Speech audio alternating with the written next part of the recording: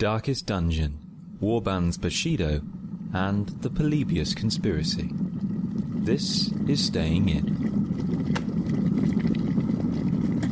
It's why is he busy? Why is he busy? Because Chris Darby at this moment is either in training for or performing as a running nun. Amazing. Running nun. I mean, normally I'd be surprised, but with Chris, anything could happen. Which is why my information on it is minimal at best, because he started to explain that it was a theatre company that he knew was in Liverpool, and they were putting on this running performance. Right. A bit like, is it Punch Drunk, the theatre company? That do these incredible, like promenade performances, i.e. walk around and see a theatre show performance. Yeah, yeah. So this is kind of like what Punch Drunk did, but basically you go on a run, and as you run or walk, you basically pick up snippets of a narrative as you go around. So Chris is going to be one of the runners. So the seating for the audience has got to be pretty long, isn't it? But they're not. No, because the audience aren't sitting. The audience are running with the actors. So you have to keep up. Well, you keep up with the elements of the story that you're interested in. Ah, I'd just cool. Be like, you go on ahead. So this is the ending. You just got the boring narrative at the back. First chapter. It's like, no one ever loved me. Because what Punch Drunk did, which is really great, is that you would basically be in a warehouse and you'd come across this scene, and then you're free to follow any of the actors wherever they go. And I know of one anecdote I heard on a podcast where one of the actors just wanted to stay with this. One of the people watching it just wanted to stay with one of the actors, and they literally went into their house, and they just laid on the bed and started reading a book, and he was like on his own in the room, just like what, and then he just like waited there until the actor got up again and knew what part of the narrative to go to. So that was his like angle of the story.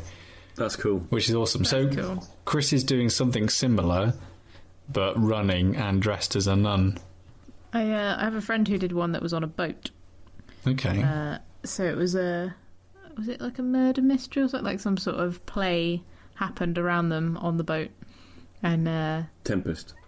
But it was all kind of milling around as if you were part of the soiree. Yes. Taking place, which is cool. I was rather hoping someone would be thrown off the boat in a sort of, stunt, but that didn't happen. Yeah, that's a proper good murder mystery thing. We've always wanted to do a murder mystery. We thought about, because we're in the middle of wedding planning at the moment, we thought about one thing that we might do might be a murder mystery type thing. Right. Like as the ceremony's going on, just members of the family are being bumped off. That's charming. Yeah, I mean, because you've been planning the wedding recently. You've now made a decision as to where you're going to host it. Yes, the date and place is pretty much sort of set. We still got to speak to the caterers, and to quote the lovely lady who took our booking, make sure you get along with them. Which I don't really know what that means. Okay. So are we going to go out? Are we going to have a night together? But then she also said they may want to come to your house and do tastings. It's like, brilliant. But they're meant to be cooking for you. Ha ha ha ha. I was going to say you could get anyone who's involved in the actual wedding planning, like groomsmen or bridesmaids, could play along with they could have set things to say, whereas the rest of the guests have to figure out who's being murdered. It'd be quite an interesting... Yeah, you could have like one of the waitresses come in and be like, have I got something on my nose? I thought you just made a thing like... Let's just look at your face. I think you're just like... you could have one of the waiters come in and be like, this... looks like the starters are here. This soup is to die for. And then like somebody could like keel over and fall into their soup. Yeah, but Pete, how would you feel if you were to be one of my groomsmen and you're still on the, there's only a certain amount of places and you're on the border, How would you feel though if I was like to you, I'd really love it if you died during the starter, and then you're sitting in a little room somewhere just on your own until like the end of the night when the murder has been found? No, you can do it. You can have like a little post-it note on them that says dead. But they can ghost. So Pete just wanders around the wedding with like a post-it note on his forehead saying dead. I'm dead. I could be a ghost, and I could like. You can give little bits of information. Who was it that murdered me? Or you could do it like in Mysterium and only knock. It's like say knock twice for if you were killed in the bathroom with a trowel. Yeah, like. I can see him now during like some more gravy, sir. I could see him now during the speeches. He just found a sheet from somewhere, just going. Yeah. Why won't anybody toast me? I think that would be that would get around the boring for the dead guests. Problem is, though, if somebody genuinely did have a heart attack and fall into their soup, you wouldn't be able to tell what was real and what wasn't. Uncle John! Does the ambulance arrive and he's got a post-it on him? He's a really good method actor. I mean, really. He's taking this all the way. Save us some money at the bar, so that's okay. Good. Yeah, dead cannot drink above the bar. Good. So you got all that sorted. So where are you actually holding it? Like, obviously not location or anything like that. But where? Like, what sort of a venue are you holding it? It's in a barn, in 2 barns, really. Our wedding. I don't really know how to phrase it. Our bridal suite is a converted trailer. Oh, that's great! So if you see that rolling away in the night. If the trailer's rocking, don't come a knocking. Oh, please do, because it will roll into a field. Yeah. No, seriously, please help, everyone. Hang on, so is that near the barn? Yeah, so there's the converted barn, which has the reception area and a bar in it, and then you go through these like this tiny sort of hobbit door, and then there's this ceremony area. And then the barn next door to it has been fitted out with all of these really nice sort of like just basically accommodation. Then the bridal suite's right at the end, and it's really, really nice because the main reason why I liked it is the idea that like hopefully you guys will be staying at the accommodation there with us. And so basically they do a really nice thing where you just get a code for the key. So, and it outside of each sort of residence, it's almost like a line of chalets. You just have a little code, and you type it in. Your key gets released, and that's how you get in. So you don't have to take your key out with you while you're partying and stuff. You just leave the key back in the lock it up, and use a code to get it out when you need to go back in. But how are a load of drunk wedding guests going to remember their code? Don't worry, we'll all go in the trailer. So like I like the idea that we'll like all be in the same sort of like me, my friends and family will all be in like the same row of sort of like these little tiny apartments. And then there's also a bed and breakfast which is on site, which is where the old people will go. Yes. And it's really nice because like the people who stay in the bed and breakfast, they'll get obviously probably a cooked breakfast in the morning. But if you're with us in this little sort of line of accommodation of these little like flats almost, basically we're going to get a knock on the door at 9 o'clock in the morning, and they're like a hand delivered like breakfast of like fruits and granolas and like orange juice.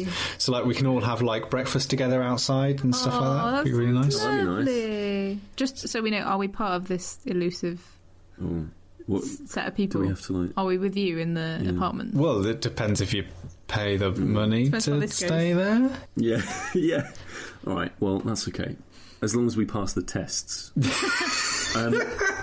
So it's really good. Well, like it was really important to us that because even though we're not going to be sleeping for a long time, like because we're partying, like. It was still important to us that the accommodation like that you guys had was really nice. You don't have to go to a hotel. Like the whole day is going to be at this one location.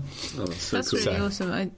My friends did something similar. I think it was a sort of farmhouse as well, and the hotel was literally across the road. And it's really it makes a difference when it's either on site or Yeah. some of these weddings where you then have to drive 30 minutes to the... you better hope you've got everything with you, because if you forget it, then, you're stuck, really. Exactly. That sounds really nice. And the one bit that the bit that I'm most jealous about is Lisa's dressing room. So for her, it was really important that she wasn't like having to travel a long distance to the wedding all made up. So basically in the back of the barn area, and this would be great, like, for the men, but the women get it. They've got like this, like, almost a little barber shop at the back. So it's got like these 3 circular mirrors with these lovely lights hanging down, with these like barber shop swivel chairs, a fridge with prosecco in it, like couches, like a dressing screen, a massive shower area, like hair dryers. What? A quartet. Harp player. Yeah, all those kind of things. So it's like it's the perfect area for her to get her and her crew to get ready in, and basically entourage. Yeah, and that room has been built specifically so when she opens the doors, like, she walks pretty much directly into the ceremony area, so she doesn't have to worry about like an absolute baller. Like, that would be so cool. Minimum out walking or Boom. Check it out. Here perfect. Does she know how many people she's going to have with her? I think she's going to have 3. Hang on, if I know, I'm having more, so I'm having. Oh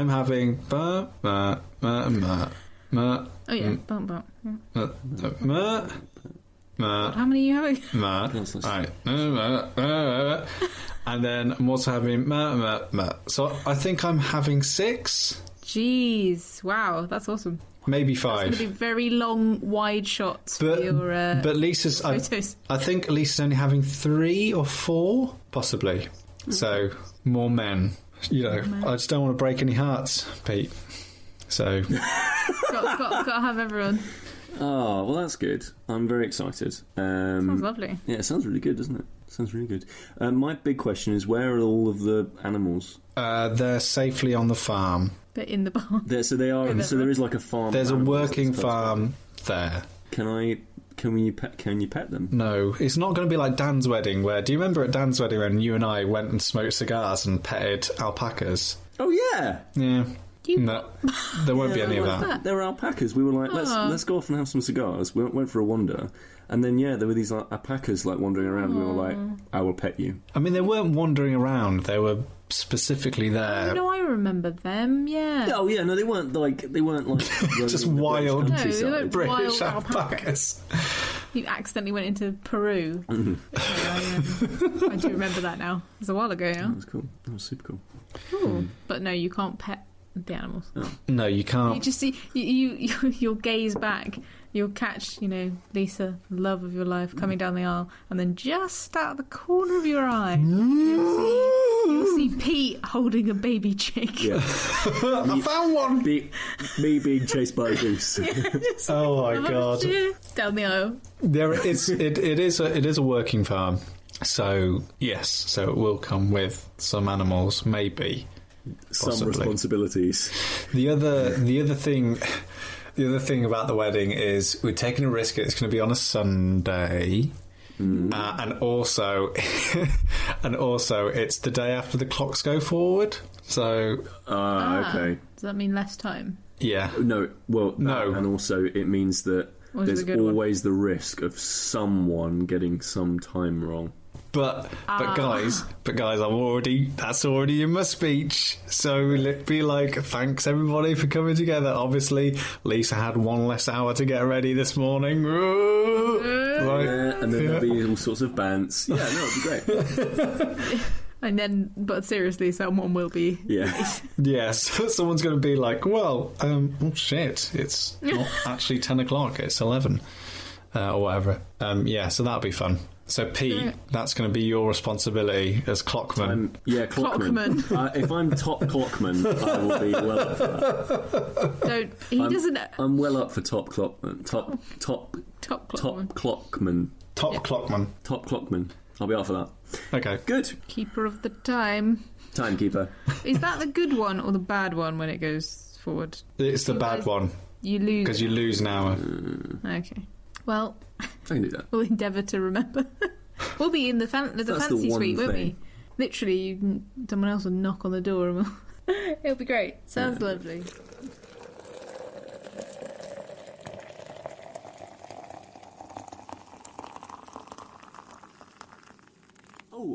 Oh, like there was I listened to the episode of the podcast thing that Lisa was suggesting. Okay, which one? I've forgotten, but it was the one. It was the one about. I've forgotten what that was about as well. Wow. It was about. What was it about? It wasn't about a murder. It was about something being stolen. Oh no, right? it was. She likes murder mysteries and stuff. Yeah, no, I know, but it wasn't. It wasn't. It was about murder. something being stolen.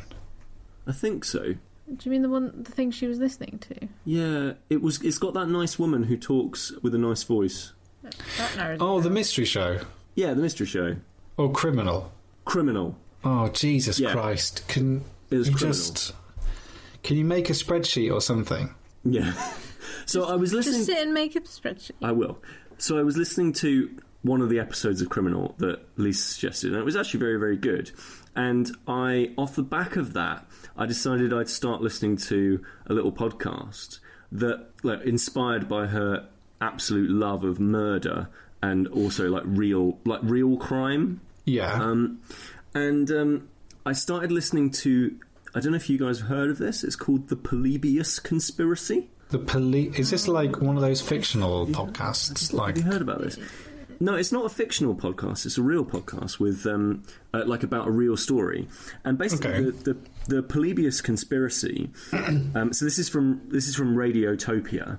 It's a real investigation into something called Polybius, which was rumoured to be a video game in the 1980s which drove children insane and was part of possibly a US government conspiracy to essentially brainwash children and young adults who were playing video games at the time. Like you know about MK Ultra, like the LSD experiments of the 60s and 70s. I don't Maybe. think it does something like this. Well, it's kind of like basically it was this thing that was So MK Ultra was always seen to be like a quote unquote conspiracy theory, and then it turned out that it actually was true. Mm-hmm. So Polybius was meant to be a video game that got made, and through hypnotic suggestion and visuals and all sorts of other horrible things, it basically In an old arcade. Preface it. it was an arcade game that would allow people. It would basically give people terrible migraines and like depressive thoughts and all this sort of stuff. And it kind of spawned out of a like an urban legend out of Portland. And this was in like the 80s, and then it resurfaced again in the late 90s on an internet message board. And from then on, it became this: is it real? Is it not real? And a couple of different people have kind of investigated it to a lesser and greater degree. Mm-hmm. And this time round, this Polybius Conspiracy show has actually like tracked down someone who claims that they not only played this game, but they were also like abducted. what? No. Yeah, it's really messed up. And I started listening to it because I thought, I'll take a leaf out of Lisa's book and listen to some, some real story about someone having a terrible time. And like, it is. It's creepy as hell. It's creepy. It leaves you. It's kind of like whether it's real or not. It's a bad thing that happened. Whatever happened. Yeah, whatever happened. Like, basically, there's three things. Either the person who they find that claims to be a Polybius survivor is either lying, in which case it's an incredibly sad story about a person who just craves attention. Yeah. It's either an incredibly sad story because it's real and there was this game out there and someone ruined the lives of many people, or it isn't real but it's a figment of this person's imagination because they're using it to cover up something else, like their brain is trying to just comfort them in some way. Yeah, I won't go into like too much detail, but he basically loses time. There is a point in his life that he can't remember what happened. Like, he can't remember what happened. And He's abducted. the horrible thing It's is like, well, we don't know if he's abducted. That's the thing. But he claims. But because he's lost time, if that's genuine, his brain has either shut off what happened, or so now he makes it kind of his. So now thing, he does doesn't walking tours where he like says all about all of these different locations and how they were involved in the arcade scene of the time, and it's absolutely fascinating. So I really, really, again, like, it's one of those things of, I was really inspired to go and listen to this sort of stuff, and it's really grabbed me. And none of the cabinets exist, like... No, so But surely there must be some records of, like, the game being in arcades and stuff like that. So there are doctored photos, there is some B footage of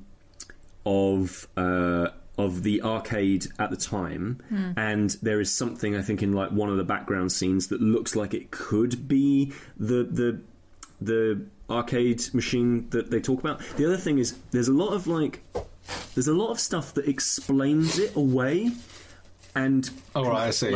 Like, that's the beauty of conspiracies, like, right? So it's like, well, it's all doctored, footage, but they'd say, well, that's what the government would want. But they would say that. But it's also stuff like, so one of the quote unquote facts about Polybius is that it was in an all black arcade machine, which you would think, like, as a modern arcade, like as a modern video gamer, you would think, well, that's absolutely ridiculous. There's no way that you would just have an all black, like, arcade cabinet. It would be so obvious. But actually, arcade developers at the time had all black cabinets because they just didn't have art.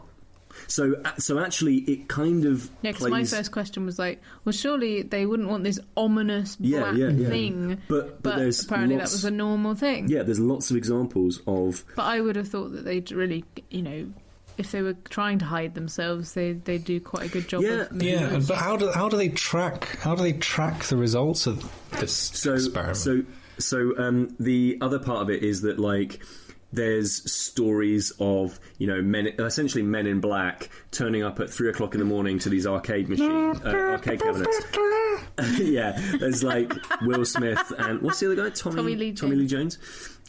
Like, they both turn up and they're like, "Oh, we got loads of quarters," but like they emptied the machines and of all of these quarters and stuff like that. But at the same time, they were also pulling out like ticker tape, so it was clearly like recording. I say clearly, all of this is like speculation and stuff, but so it's all explained in this really interesting way. So what I find is more interesting is the guy, really, and just we never really know what happened. But you can't, because it's like, and I think 30 years the old dark now. thing about it is that, like I said, whether it's true or not, see that he's based his whole it's a good life creepy on story this though now. It's a really good creepy story, but creepy.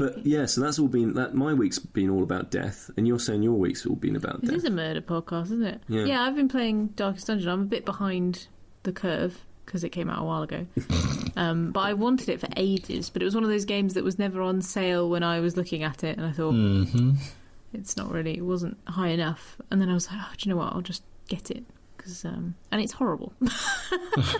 In a good way. Evil. I like it, but it's trying to beat me all the time. I've restarted 3 times already. So why is it horrible in a good way? Because you both are like, it's great, because but it's horrible. That kind of, it's not so frustrating that you want to give up immediately, but it's just frustrating enough that you want to beat it. My problem was I was naming everyone after made up fantasy names, and I thought, you know what, the only way I'm going to keep these people alive is by naming them about people, of people that I know. So Sam and Poppy are in there. The what's your class? The dog. Is it a tracker, or he's like the houndsman? Yeah, the houndsman. That's it. Yeah. So Poppy saved the day quite a lot. Of course. Pete's the knight. He the funny part was you got some horrible quirk and you ate all our lunch. I snaffled up all the provisions halfway through a dungeon.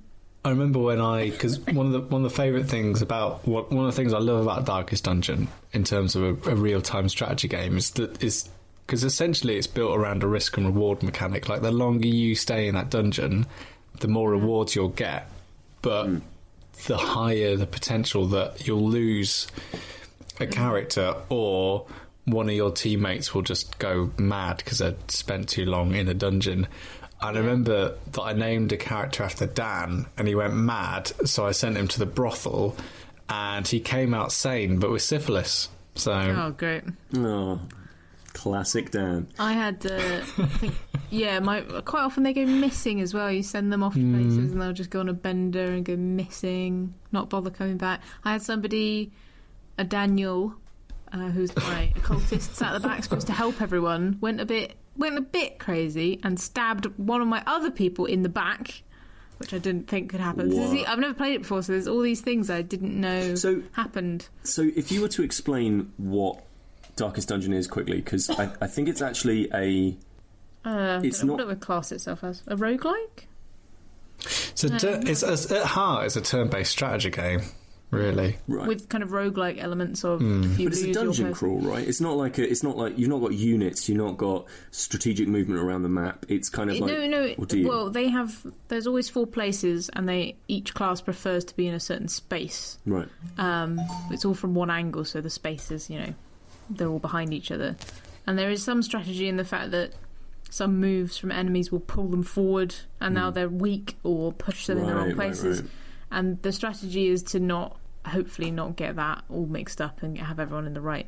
And actually, honestly, there must be some strategy to it, because if I don't pay attention, I lose every single time. If I'm not paying 100% attention... So is it hard? Yes. I'm just playing on normal, and it's hard. Nobody's died yet, though, on my 3rd playthrough. But I know I was talking to Sam about it, and he said don't get too precious about people. Right. Yeah, the key to the Darkest Dungeon, and it's a lesson that I learned pretty quickly, is that basically you can look after your team and build them up and get them experience, but essentially you've got to be pretty much a hard taskmaster about it. Unlike XCOM, for example, you've got to know... You literally sometimes just have to send people into the dungeon to be sacrificed, and then make your town attractive for other people to come and join you, and almost like this hellish B&B owner, and you're attracting people into your town only to sacrifice them to the dungeon. Yeah. And I think that... Yeah, it's tricky though, because you're right that there's a kind of... So I'm trying to just level everybody up, but with that they get more quirks and bad negative quirks almost every time you go in. So the longer you keep these people, the longer they're getting these negative shit that comes with them, which means they'll do things like gain more stress when the light goes out and all that sort of stuff. And it just keeps... You're being punished even though you're succeeding. But yeah, and I'm just trying to juggle money really, because almost like XCOM, you can get into a sort of stalemate where you haven't got enough people of high enough level to even get enough money really to get more people in. And I've done that with XCOM, where if you lose too many of your main guys and you're just stuck with some noobs, you'll just lose the level you're on. Yeah. Which is why I haven't played that Iron Man. Yeah. I would like to play that Iron Man, but... Darkest Dungeon is definitely... The more caring you are, it's kind of like a commander, to put it in XCOM parlance. Like, the worse your game will go, you've got to embrace... You've got to be as hard on the people that you're putting into the dungeon as the dungeon is on them. Right. I can't do it. But that's the thing, you got to embrace the nasty. My peeps. Got to embrace the nasty. Embrace the nasty. Put that on a t-shirt. There's like a DLC pack as well, isn't there? Did you get to try any of that? The Crimson Court. Crimson Court? Yes. In the court of the Crimson King. Have you heard that album before? No. Have you not? Have you heard that album, sir? Yeah, of course I have. Yeah. Yeah, King Crimson. In the court of the Crimson King. Oh gosh, no. It's really weird. It's really good. I will say that the Crimson Court DLC is so seamlessly intermingled with the rest of it. I can't actually tell where it begins and ends. So is it just I think it's another area. New stuff. Oh, okay. I have wandered around it. It's got a really cool theme. It's it's the place where, in this old dilapidated, now Cthulhu-esque mansion, I believe it was the area where everybody used to have parties and drink too much booze, and it's all... You get confronted by little insecty things wearing Georgian attire and ruffs. And my favourite's a little butler guy who has a tiny little... What's that little silver dish that goes... Platter. Yeah, he's got a little platter, and he goes, "Watcha!" and opens the platter, and there's... a little kosh. Yeah. Little Kosh. He's like, dinner is served. Little Kosh is my rapper name. And everyone... What's underneath it? I think it's something ghastly, and everyone goes bleh. It's like a head or something. And there's a lot of like blood and wine bottles sticking out like fungi around the trees and stuff. It's a great design-wise. It's great, but it's horrible. And in that particular area, every single dungeon you go in, I think, correct me if I'm wrong, Sam, I think they all use torchlight as a way of keeping your sanity up and surprising enemies if it's light enough. In this, it doesn't use torches at all. It's just got a kind of slow stress meter that gradually makes people get upset whether you have torches or not. So it kind of I feel like it's like a hard mode for people who've been playing it longer. I've wombled in, rookie me, not really ready for these Georgian. Can you take the party that you've been building up in the main game? I can, and I have done, and then they go bonkers, and I have to send them to the brothel. Okay. That's the thing, you can't just keep taking them out. It's a bit like again, the XCOM, they're so different in terms of style and feel, but they've got that similar kind of hardcore mode of your people will get injured when you go out, and you can't just take them on to the next thing because you'll lose them. Yeah. Well, Sam, you've been playing XCOM 2 a lot and been saying about how like I should get it and how we should play some multiplayer and all that. I love it. Guff. Like, why? The multiplayer's not great. Is it not? No. Okay, well, before we talk about why it's crap... which is really disappointing, because I thought it would be great. Yeah, because you both like it, right? This is XCOM 2, specifically. I've played 1 through twice and 2 through, once, I think. It's fantastic. Oh, yeah, it's awesome. I love it. And what are you playing this on? PC? Like a PS4. real human? PS4, really? PS4. And it actually runs pretty decently, which is a surprise. Yeah, it's really the control mapping is really intuitive, and it's nice. Like there was one time when I was playing a mission and none of the aliens moved at all on their turn. I thought, this is a bug I can get behind. Just like flawless win. I have to tell you of one of my greatest moments in XCOM. There is, later on, you get psychic people. This is in 1. I took over a brutish enemy, and they each have a grenade in their inventory. I took him over, made everybody jump behind windows and duck down, got him to walk out into the street on his own, and threw a grenade right up into the air, and it came down on him. Got him to commit suicide. That's horrible. It worked. But what Alix joyfully referenced there is my favourite thing about XCOM. Now, I'm only kind of like recently a turn-based strategy fan. Like, I remember playing Valkyria Chronicles and not really getting along with it very well. Yeah. Because I always be frustrated with the fact that when you're by the whole turn-based aspect of it, like when you're in a position when the enemy attacks, there's nothing you can do about it, and I always found that really sort of infuriating as a player. But I think since I've started playing a lot more board games where kind of mostly every board game is a turn-based strategy game. You take your move and then it's all about reacting or anticipating your opponent's movements, and like playing Memoir 44 with Chris or War of the Ring or anything like that. I think I understand the mechanics of what's going on a lot better, and XCOM, especially XCOM 2, is almost half worker placement and then half turn-based strategy war game. And what I kind of like most is its attitude, and by that I mean that you feel like you're controlling the most badass team of people who ever walked the earth. It's incredible. Like, and it's the thing that always keeps me coming back, because I think that Invisible Ink is it's a game that I've always wanted to harp on about and everyone should play. And I think it is my favourite turn-based strategy game, but I play XCOM more than Invisible Ink just because the characters in XCOM are just like... You tell someone, you move a character in XCOM just to go behind a window and they'll smash through it, and the camera cuts to like this wonderful shot. It's just like smashes through. Like nothing that they do is half-assed, like climbing up drain pipes and like smashing down into windows.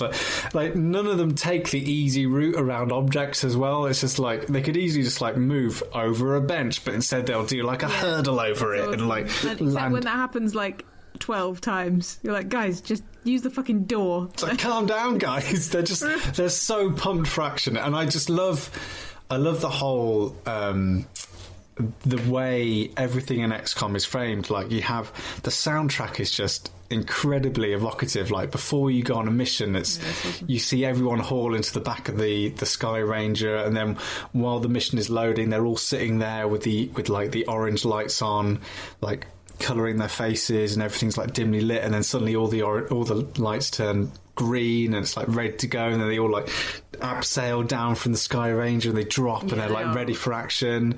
And there's an incredible new, well, it looks incredible, a new expansion that's come out for XCOM 2 called War of the Chosen, and one of the things that you can do is make propaganda posters. So if you lose, so after a victory, you can like pose all your men and like write little captions, and like, or if you lose someone, you can make a poster out of them to say they're lost. But so obviously, how much does this DLC actually add? Because I've finished it now, and is it worth going back to that story for it? From what I've seen, pretty much it's so the main sort of vanilla experience of XCOM 2 kind of remains. You're trying to shut down the Avatar project.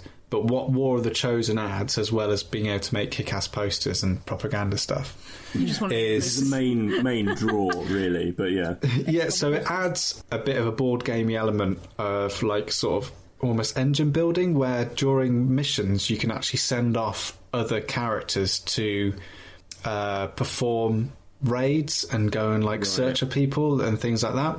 Yeah. That are sort of done off screen, and then if what's cool about that is if stuff goes wrong, like that team gets ambushed, suddenly you have to send a squad out to go and rescue them. Oh, that's really cool. And then it jumps into like the live action part of it. And then the other part of the War of the Chosen is the actual Chosen, which are 3 deadly assassins that basically pop up during the game and during the regular missions, and they're like the hardest of the hard. Like, they can teleport around maps and like pretty much unbeatable, and so that's kind of like the added part of it. And then they've sort of messed a bit with the timer, like the turn timer mode that they put in, so they messed a bit with that to make that a bit nicer. And from what I've seen, like, it looks really, really good, but I have not got anywhere near completing even the vanilla game. I mean, I still play on easy, but I'm getting better because easy. Yeah, because I lost humiliatingly the first time I played it. Are you playing Iron Man? No. Or just normal? Oh, okay. I could, because like I know I'm like with these kind of games. Like, if I have a horrible experience, then it will just turn me off. So and I won't learn from it. So before I came on this evening, I was playing a mission, and I just did something really stupid and reckless. And I kind of know that's the kind of the métier of XCOM 2, is that you get lulled into a sense of security and you do something reckless and you pay for it. But I'm kind of at a position now where I want to go, right, what can I learn from that, and then go back and then play a situation another way. And of course, my boys and my beautiful girls. Do you want to know what they're all called? My soldiers. Yeah, what are they called? Okay, so we've got Randy Meringue. Randy Meringue. Randy Meringue, yeah. We've got Plank Punch Face. Yeah. Flex Washington. Yeah. Yeah. Superb. Yeah, that's nice. Yeah. And what I mean, XCOM is just I love it, because like, you can't change their name until they get promoted, and then when they get promoted again, XCOM automatically gives them a nickname which you can name. Yeah. So Sue is Such Fun Perb, and you got Plank the Chief Punchface. Yeah. Yeah. So we've got Lonely Scatman. Scatman. Okay. Minty Overpants. Corvette Wire Pipe. Gary Haircut. Beatrix Crumbly Dust, who's the sister of Barry Crumbly Dust, who's the only person to die so far. Oh. And his image hangs in the bar of the Avenger in XCOM with the epitaph, "He's bit the crumbly dust." Nice. I know, it shouldn't be funny. Then there's December Valentine and Burley Waffles, they're new to the crew. Well, Burly Waffles is obviously my favourite. These all sound like Beano characters. I love it. Mine was definitely, very sensibly named. I get far too attached to my people. They give you the option of, you can, play about with their looks as well. Oh, yeah. So yeah. You can customise them. I didn't know that there was an epitaph above the bar. Yeah. So if you go to the bar, there's a kind of memorial to all the people who've died, and you can write their own epitaphs and stuff. Right. Brilliant. Which is good. Absolutely brilliant. I just love that game. Just addicted to it. It's so good. So have you come into 2 and you hadn't played 1, or have you played 1? No, I never played 1, so I just came to 2 completely dry. How? That's pretty cool though. I'm glad you like it. Well, that Invisible Ink and Shadowrun are all very similar. Yes. So Invisible Ink is, again, it's a turn-based game, and if anyone's played Burgle Brothers, and this is what really annoys me, I always tell Chris, because Burgle Brothers is Chris's favourite game pretty much, and Invisible Ink is the video game of Burgle Brothers. It just is. Right. The idea of the game is that it starts off with Invisible Ink being raided, and you've got this computer called Incognita, and basically she's only got 20 hours left on battery life, or 24 hours or something. And so what you've got to do is you've got to spend those 24 hours globe-trotting to different locations to infiltrate them, to power up your squad for the final mission that you'll always go on once those 24 hours are over. Okay. So unlike XCOM, where you're fighting against a clock, essentially, and you never know if you're going to make the final mission or not, in Invisible Ink, you always go on that final mission, and it's always how you prepare for it and what choices you make in the preparation of it. Do you fly further around the globe, therefore taking it more time, but to get better loot out of it, or do you do just little close missions to upgrade your squad sequentially, quite small increments? But the actual moment-to-moment gameplay of it is just absolutely superb, because you are these spies. You get dropped into this location that's all procedurally generated. You have no idea how the map is formulated, and as you go around, you've got action points that you move around the screen. You uncover sort of bits of the map, and guards walk around, and you can sort of track where the guards are going to be moving to next, so you can track your next moments. And there's no sort of lethality in it. You can knock out guards and stuff like that, but that's about it. And then the twist of the game is that when you've found what you want, what you've come robbing for, you have to escape. You have to find the elevator in order to get out. But you have no idea where the elevator is. Right. Oh, that's cool. So the amount of tension that creates is just unbelievable, that you're just yes, I've got it, but now I have no idea how I'm going to get out. And every step you take in Invisible Ink raises what's called a security level, and the higher the security level, the more patrols the guards go on, the more aware that something's actually happening, the more guards that they put onto your level to try and hunt for you. So there's always that balance, that there's this wonderful mesh between XCOM and Darkest Dungeon, where you are trying to get the best out of your squad, and you don't know whether to leave them in there to go and find more stuff, hack into more safes to get lots more money, or do you just get them in and just get them out and do the job? And the art style is fantastic. It's just I love that game, but I prefer XCOM, even though Invisible Ink is the better game. There's something about the combat, I think, of XCOM that keeps it's just so satisfying.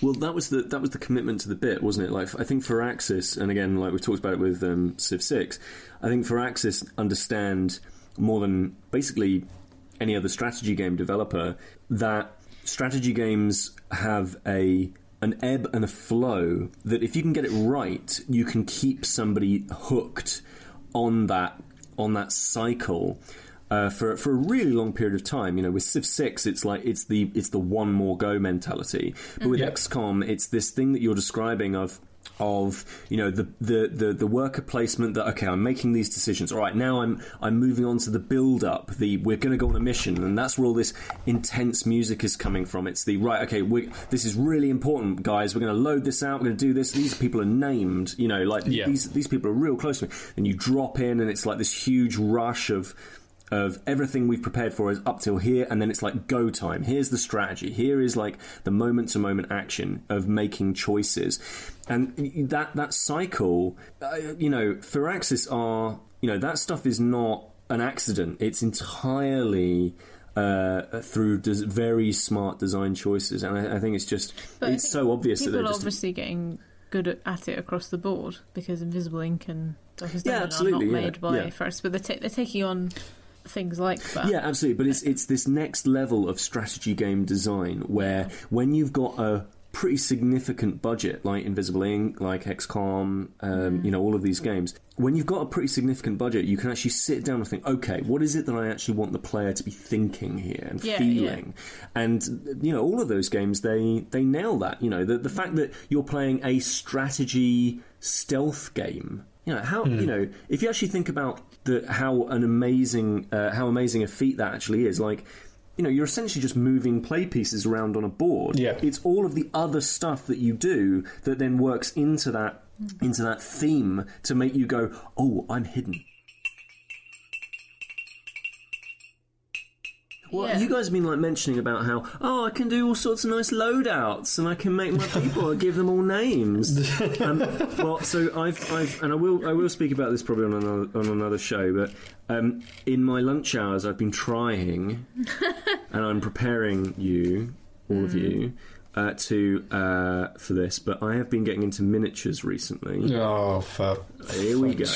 And so if you think like loading out your team and having some level of investment, so I've been painting my Bushido miniatures, and they are amazing. There's an old man who rides a turtle. He's great. There's a young lass. There's a panda. There's a young lass who's got like she does a dance, and you've got to paint all of these miniatures, Sam. You got to glue them together. They're all made of metal. You got to put them all together, glue them on, and then you've got to spray paint them. You've got to paint them, Sam. So once you do that, which you still haven't actually managed, none of you managed to do that yet. Which is quite funny. They've not actually played the game. Yeah. So I've been painting these miniatures, and I've not yet had a chance really to play the actual game much. I've played half of a round of combat. Great. So you don't even know if you like the game any? No, I've spent like hours painting these things. But so we're doing we're painting all these things at work and stuff. We've got a small little club of ours that we're sort of putting all. There's like the no game club. Yeah, there's like 6 of us, and we've all got like these different armies of Bushido. Anyway, I'm going to talk loads about Bushido at some other point. But there's another game I've got that is also called Bushido. It's called Warbands Bushido. Okay. This is a video game. Now, to be clear, and do you have to virtually colour all the players in before? Oh, unfortunately not. No. Code the game first. There is like some customization and stuff like that in this game, but there's not a huge amount of that kind of army painting and stuff. But so this is called Warbands Bushido, and it is not a digital adaptation of the Bushido game that I just mentioned. So it's got nothing to do with the Bushido franchise? So it's nothing to do with Bushido, the miniatures tabletop game, but Warbands Bushido is a digital miniatures tabletop game. So there's so many games. But that has nothing to do with That has nothing to do with Bushido, no. Even though it shares quite a lot of it even shares some systems with it, like some ideas of how the game plays. But it is, as far as I understand, it was completely separately developed. So it's basically a miniatures Hearthstone, or at least that's what it's trying to be. Okay. So, which should be good.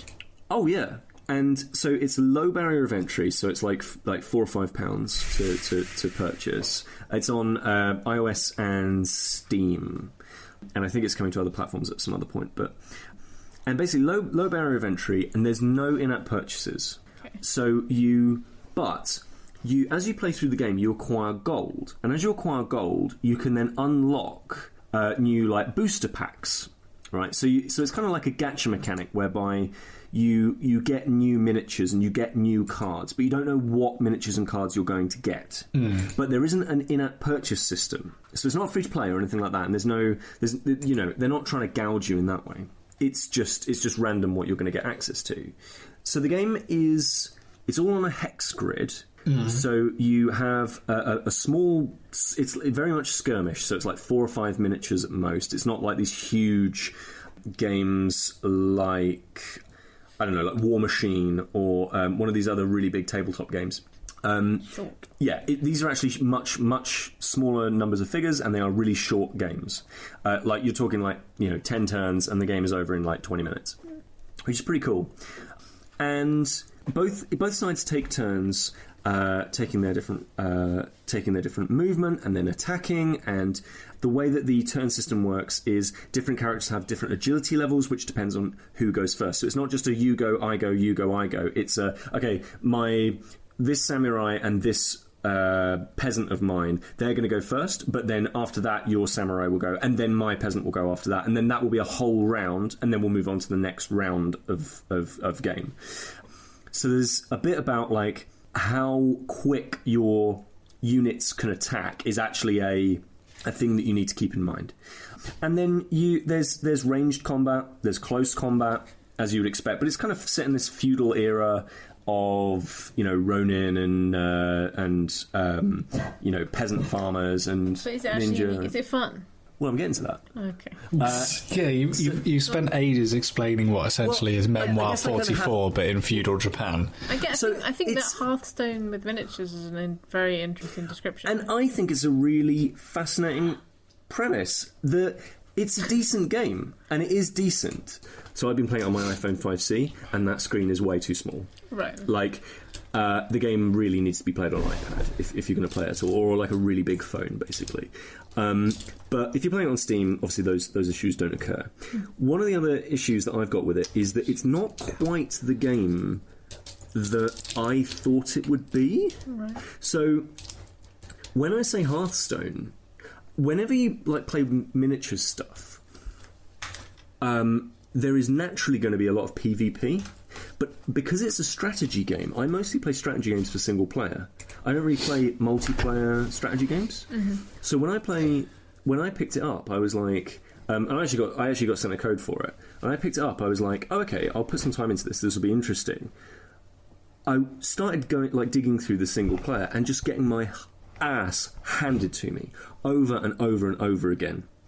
And it's because I realised after reading a bunch of FAQs and stuff online that actually the game wants you to play PvP multiplayer. It doesn't really want you to play the campaign. It wants you to go through and play it with other people, lots and lots, so you can build up your army, right, so that you've got a better army, so that when you go to the single player, you can actually better take it on. Because that single player is difficult in and of itself, but it also has essentially like Iron Man mode, whereby there's like 10 bits of story in like one of the first campaigns, and each level, if you have a character die by the end of that level, you don't get that character back, but you also don't get to bring anyone back or buy new characters or anything like that. So not only is the game hard, and it's also RNG, so it's like random number generator. So you could just have a really bad couple of rounds due to dice, and suddenly, like, the rest of your campaign is fucked. So what, do they expect you to start again in that instance? So they kind of expect you to do that, yeah, and they want you to go in with this, like, badass group, and that's fine, except for it doesn't really flag that up to you. Yeah, I mean, if they're gone and you can't replace them. So they're gone and you can't replace them until you like restart the campaign or whatever. They're not gone. They're not like destroyed. They're just simply not available in the campaign again until you just restart it. So you have to. But it's gone then. I mean, it is gone, but it's not gone from your collection. Right. So like whenever you go back to the campaign again, it will come back again. So the game itself is the actual moment-to-moment combat is really enjoyable, and the systems in there are fantastic. There's a card system to boost up this this miniatures wargaming of placement and dice rolls and all that sort of stuff. These cards give you abilities that allow you to really change the course of a one-on-one battle. All of this stuff is really, really good, but the layout of the single player is really, really hard and not great. And it doesn't really flag up to you early enough the methods in which you will succeed. It basically just asks you to go off and read the Steam Community Hub, which is like, not helpful. Some people love that stuff. Like, some people love Dark Souls for exactly that. That's not that. I don't find that unusual, and it does annoy me a little bit. Like, I recently played City Skylines, right? And like, if you want to know anything about how to do anything in that game, you've got to go onto forums and search out. Yeah, do you know they're starting to use that game for actual city planning? Really? Yeah. It's such a good game. You'd honestly need to go to YouTube and watch people that know what they're doing. But all of that stuff sounds fantastic. Like, I'm up for doing that. In that game, where we've got examples that we've just said of like Darkest Dungeon, that sort of thing, I feel like they could have done that. Yeah, I definitely feel that's the case. The other thing with all of this is, first of all, I think it's still in early access, so it's changing a lot. Okay. So there is that caveat. And I think it is, if you want miniatures Hearthstone, it is pretty good. You haven't played it with somebody else yet? So I have. I have gone online and played multiplayer, and certainly early on, it definitely devolves. Once you've got past the first few rounds, once you get into combat, it definitely has that that tabletop miniatures game problem of it then just devolves into who can roll the better dice. Right. So that's why I tend to favour stuff like ranged units and using as many abilities as I can, because it keeps the gameplay really fresh. But if all you're doing is playing a group that is just walk towards the enemy and fight them, then it's not quite as fun. So it's kind of That's interesting. It's, I think on an iPad it's interesting. On an iPad, I think it's the perfect place for it. On Steam, it's it's, if you want PvP and a miniatures game, then I think it's worth looking into. But otherwise, probably get Hearthstone. Well, yeah, it's not a miniatures game, is it? You can paint your miniatures whilst playing Hearthstone. Yeah, that's true. Part of the point of miniatures is to put a mark on them and make them your own before you play the game, and it sounds like you're not actually very attached to these people at all. No, not at the moment. It's definitely... And they seem to be disposable as well. If they're gone when they're gone, there's no real... only in the campaign. Yeah, so it's the difference between single player and multiplayer. It really sounds like they weighted it towards... They definitely weighted it towards multiplayer. Which is interesting, because with XCOM, they really messed the multiplayer up. You'd expect it to be quite good. I thought it was going to be, 2 squads, 2 people with each of their own special little flowers that they've made themselves on a mission together. But it's not. It's just a firefight between two. Yeah. But it's not even your own teammates. You have a point system. So you've got, say, 8,000 points that you just pick on troops. So they're not even your own.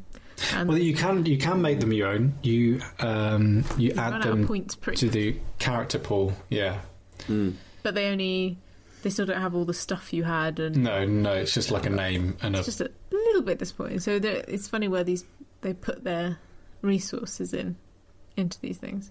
Yeah, but I honestly think that you're totally right. Strategy game makers, they have to think like, what are we going to appeal to? And I think with XCOM, it's like single player. With Civ, it's multiplayer. And with Bushido, Warbands Bushido, it's multiplayer.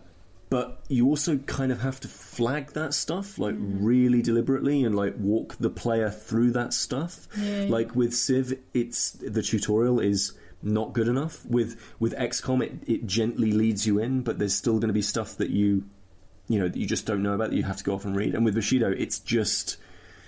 Well, I think the thing that XCOM does very well is you learn all the mechanics that you need to learn to win the game. Right. It's the nuances that you learn from playing... Sure. Over and the fact that the exploit that I could throw the grenade up in the air, or giving if you know that somebody's going to be taken over, switching them to a really shit gun, so that when they get taken over, they can't do much damage.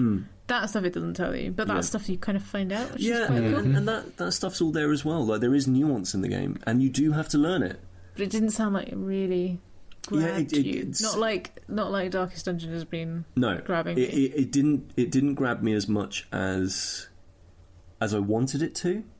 I think it's a game that I'm going to return to in like 6 months' time when it's had like a whole bunch of updates and stuff like that, and see like, okay, well, where's this at now? Yeah. You know, because it definitely feels like Hearthstone in the way that Hearthstone is like a completely different game from when I played it like 2 years ago. Right. And I think that will be the same with Warbands. Do you think, just a quick question, do you think it would make any difference? It's something incredibly simple, but if you could just name your character. Name my dudes. Yeah. I don't know. It gives that little bit of personalisation that makes you go, shit, Pete just died. Maybe you can. Like, I don't know.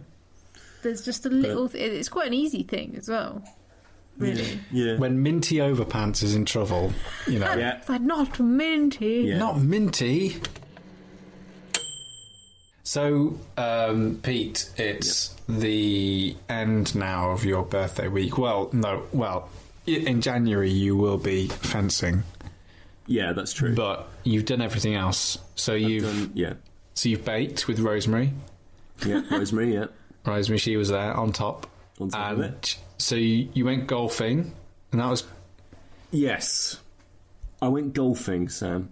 So out of golfing and scuba diving, what would you like to talk about? What do you want to share? Well, scuba diving is really easy. You basically just say, it's really weird when you breathe underwater for the first time. Like, that is really weird. What did you find any plasters in the swimming pool that you I actually did? Right. Like, there was a tiny little band at the bottom of the pool. So I was just like, oh no! Did you have to save any bricks? No, I didn't. Unfortunately, poor bricks. But yeah, it was really good. I had to. I had to do a thing that I have not done since I was 7 years old. Breathe underwater? No, I don't know. Sam, poo. When I go weed in the swimming pool. No, when I go to the gym. Okay. You like to shower in front of other men. I get changed in a cubicle. Oh God, yeah. Now, at this particular place, there were no cubicles. Fair enough. That's fine. So it's not fine because I had to get my wang out in front of a bunch of men I'd not met before.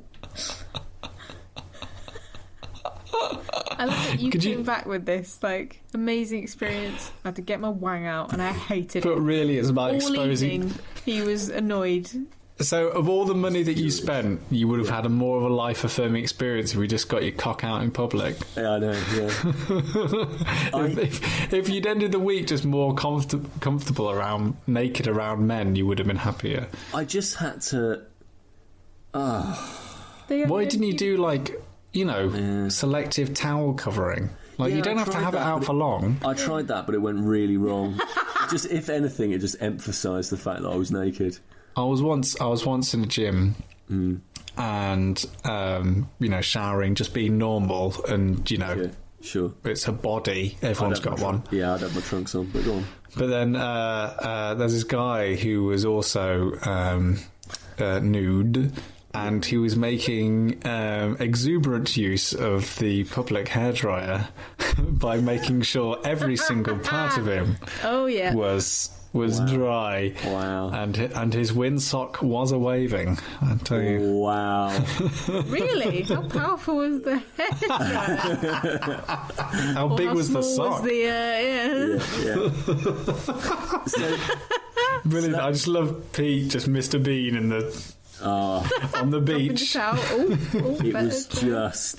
It was just horrific. So there was that. That was fine. But the scuba diving was fun. And golf, it's great. I love it. I'm a convert. I'm going to go to the driving range and smack some balls down the driving range and see how it works. Because It won't be your own because you won't get them out. Yeah, exactly. Yeah. That was so.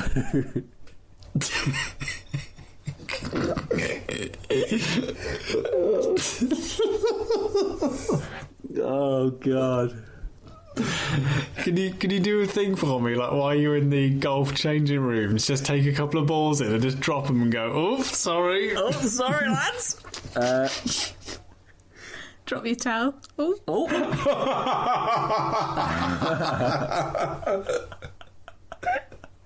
Wow, this week was really. I didn't know you did all this. Yeah. Oh God. An eye-opening week. It certainly What was. are you going to do in fencing?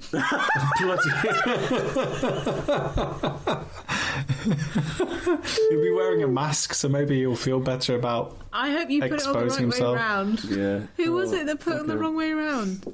My friend did fencing and she realised after 20 minutes she had the thing on the wrong way. The mask on the wrong way Yeah. round. What, like on the back of her head, There's a or? tiny mesh on the back as well, so she could kind of see through. And she's like, "This Oh, is I see what you really- mean. I this see is what you really- mean. Yeah. You know, why is this so hard to see through? And there was like, oh, the zips on the front of my. That's the true challenge of fencing. Yeah. God. Amazing. Awesome. So golf is your new sport. Love it. I'm going to take friend of the show, Greg Giddens, down to the driving range and just whack some Smack stuff, some balls. smack some balls around, and work on my stroke. Work on your Stop it. shaft grip. Yep, you got to grip the shaft just right. Fake. Get the stroke Yep. right on. Good rhythm. Yeah, It's all about rhythm, actually. Genuinely, that. it is all about rhythm when it comes to the stroke. I'm sure.